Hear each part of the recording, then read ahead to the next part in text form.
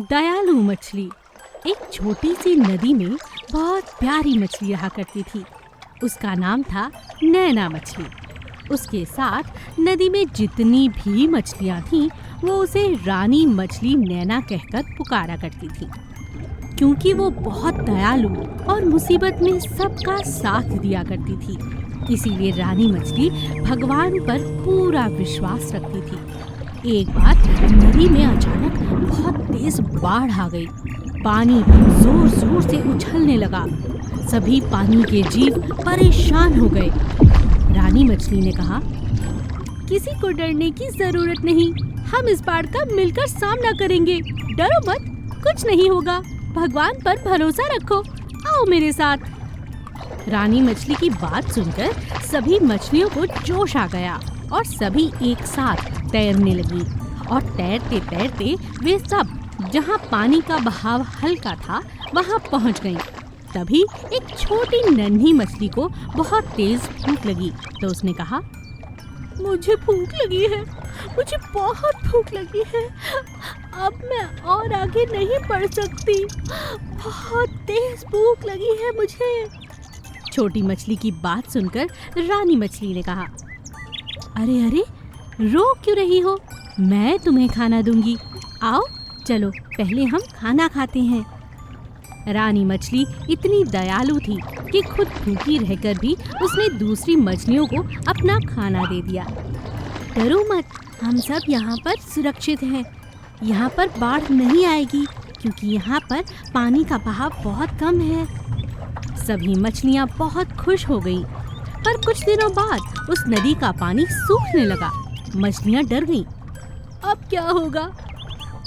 वो सब रानी मछली के पास गईं।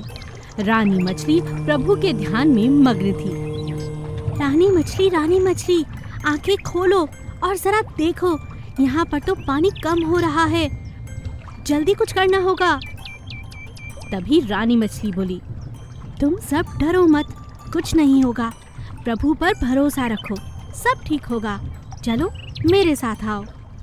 रानी मछली अपने साथ सभी मछलियों को लेकर जाती है और सब मछलियों के साथ मिलकर वहाँ से निकलने का रास्ता बना लेती है, जो एक तालाब में निकल रहा था।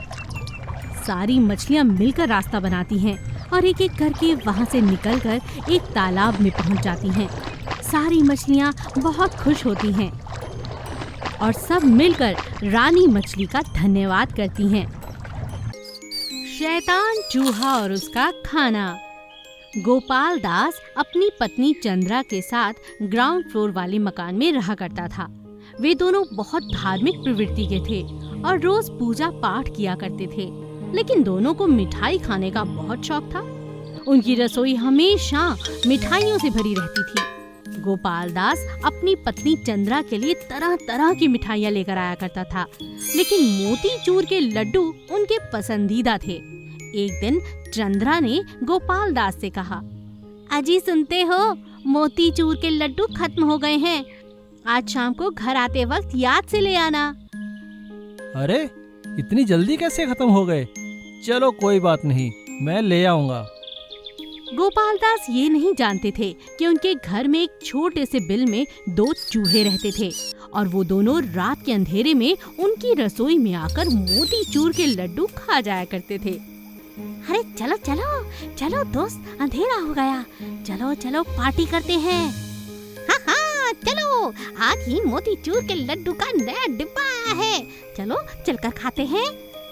दोनों चूहे रात के अंधेरे में रसोई घर में जाकर बड़े आराम से लड्डू खा जाते हैं और उधर गोपाल दास परेशान थे कि उनके मोतीचूर के लड्डू इतनी जल्दी खत्म कैसे हो गए। एक दिन अचानक रात को चंद्रा की नींद खुली। उसने गोपाल दास से कहा, अजी सुनते हो, उठो ना, उठो, मुझे बहुत जोर से मोतीचूर के लड्डू खाने की भूख लगी है, जाओ ना रसोई घर से जाकर लड्डू ही ले आओ। क्या कह रही हो तुम? ये भी कोई समय है भला लड्डू खाने का? पर चलो, तुम्हारा दिल है तो मैं ले आता हूँ। गोपाल दास जैसे ही रसोई घर में लड्डू लाने के लिए जाता है तो देखकर हैरान रह जाता है। वे दोनों चूहे लड्डुओं की दावत कर रहे थे। गोपाल दास को देखकर चूहे वहाँ से भाग जाते हैं। गोपाल दास तुरंत अपनी पत्नी को बुलाकर लड्डुओं के चोरों के बारे में बताता है। यह सुनकर चंद्रा कहती है, अजी चूहे तो भगवान का रूप होते हैं, उनके खाने के लिए पनीर रख देते हैं तो वे लड्डू नहीं खाएंगे। गोपाल वैसा ही करता है, लेकिन वो देखकर हैरान हो जाता है कि चूहे पनीर ना खाकर फिर से लड्डू खाने लगते हैं। अब गोपाल दास और चंद्रा समझ चुके थे कि चूहों को लड्डू ही अच्छे लगते हैं। अब वे चूहों के लिए अलग लड्डुओं का डब्बा लाने लगे। चूहे यह देखकर बहुत खुश हो जाते हैं। अरे वाह, आज तो हमारी दावत का अलग ही इंतजाम है। चलो दोस्तों, खूब दावत उड़ाते हैं। गोपाल दास का धन्यवाद कहो। बेवकूफ मोर। एक जंगल में सोनू नाम का एक मोर रहा करता था। वह बहुत ही सुंदर था। उसे अपनी सुंदरता पर बहुत घमंड था, लेकिन वो सुंदर होने के साथ साथ बहुत बेवकूफ भी था। सोनू को बेर खाना बहुत पसंद था। वो सिर्फ बेर ही खाया करता था और अच्छे अच्छे ताजे ताजे बेरों की तलाश में वो जंगल में काफी अंदर तक चला जाया करता था। सोनू की इस आदत से उसके सभी घरवाले परेशान थे और उसे हमेशा समझाते थे। एक दिन मोर की माँ ने कहा, बेटा सोनू, तुम ये घने जंगल में मत जाया करो, वहाँ शिकारी आते हैं, तुम कभी भी उनके जाल में फंस सकते हो बेटा। मैं क्या करूँ माँ, यहाँ खाने को बेर ही नहीं है और मुझे बेर की तलाश में जंगल में ही जाना पड़ता है। सोनू किसी की बात नहीं मानता और वो बेरों की तलाश में घने जंगल में चला जाता है। वहाँ एक शिकारी ने अपना जाल फैला रखा था। मोर को देखकर वह शिकारी खुश हो जाता है। अरे वाह, आज तो मेरा भाग्य बहुत अच्छा है। देखो कितना सुंदर मोर खुद ब खुद चलकर मेरे पास आ रहा है। शिकारी ने सोनू मोर को देखते ही उसे पकड़ने के लिए जाल फेंका, लेकिन सोनू उसके जाल में ना फंसकर उसकी पकड़ से बच गया और उड़कर भागने लगा। शिकारी भी उसके पीछे भागा। अरे रुको रुको, कहाँ भाग गए हो? तुझे तो मैं पकड़ ही लूंगा। लेकिन सोनू तब तक भागता रहा जब तक शिकारी उसकी नजर से ओझल ना हो गया। लेकिन इस भागम भाग में सोनू को पता ही नहीं लगा कि वो जंगल के किस हिस्से में आ चुका है। चलो अच्छा हुआ जान बची, शिकारी तो अब दिखाई नहीं दे रहा। अरे लेकिन मैं यहाँ कहाँ हूँ? मुझे तो कुछ समझ नहीं आ रहा। सोनू धीरे धीरे उड़ता हुआ वहाँ से अपने घर की ओर चला, लेकिन रास्ते में खूब सारे बेरों की झाड़ियाँ देखकर उसका मन ललचाने लगा। अरे वाह, इतने मीठे बेर! चलो घर जाने से पहले खूब सारे बेर खा लेता हूँ, बहुत भूख लगी है। और सोनू निश्चिंत होकर बेर खाने लगा, लेकिन वो यह नहीं जानता था कि हवा में उड़ता हुआ एक बाज उस पर नजर रखे हुए था। अरे वाह, इतना मोटा ताजा शिकार! यह तो बेर खाने में मस्त है। यही सही समय है इसे पकड़कर खाने का। बेर खाते सोनू को पता ही नहीं चला कि कब बाज उसके नजदीक आकर खड़ा हो गया। इससे पहले कि सोनू कुछ समझ पाता, बाज ने उसे अपने पंजों में जकड़ा और उड़ने लगा। छोड़ दो, मुझे छोड़ दो, मुझे छोड़ दो। लेकिन बाज ने उसकी एक ना सुनी और उसे मारकर खा गया। इस तरह सोनू को अपनी नासमझी और लालच की वजह से अपनी जान गंवानी पड़ी। घोड़ा और साहूकार। एक बार की बात है, एक साहूकार अपने घोड़े भूरा पर बैठकर शहर जा रहा था। रास्ते में घोड़े के मन में एक विचार आया। ये मालिक मुझे दिन भर कहीं न कहीं घुमाते रहते हैं, मैं थक जाता हूँ। दिल करता है कहीं दूर भाग जाऊं, बाकी घोड़ों के साथ खेलूं, दौड़ूं, आजाद हो जाऊं। इतनी खूबसूरत दुनिया है, कहीं जाकर आराम से दुनिया देखने के मजे लूं। मगर मेरा साहूकार सेठ तो मुझे कहीं जाने ही नहीं देता। हमेशा बांध कर रखता है। आह, पता नहीं मेरी ये इच्छा कब पूरी होगी।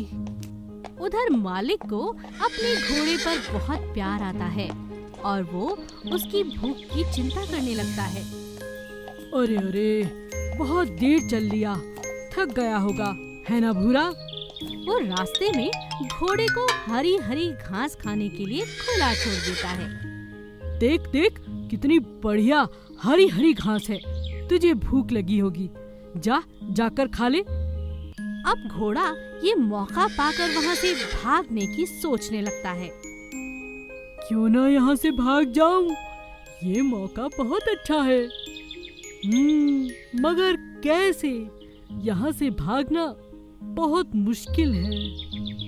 भूरा भागने की बहुत कोशिश करता है मगर वो भाग नहीं पाता। दोनों आगे बढ़ जाते हैं। मुझे भागना ही होगा, ये मालिक तो मुझ पर सवार होकर यूं घूमता ही रहेगा। एक बार फिर भूरा के मन में फिर से ख्याल आने लगते हैं। हाँ, कुछ तो करना होगा, मगर क्या करूं?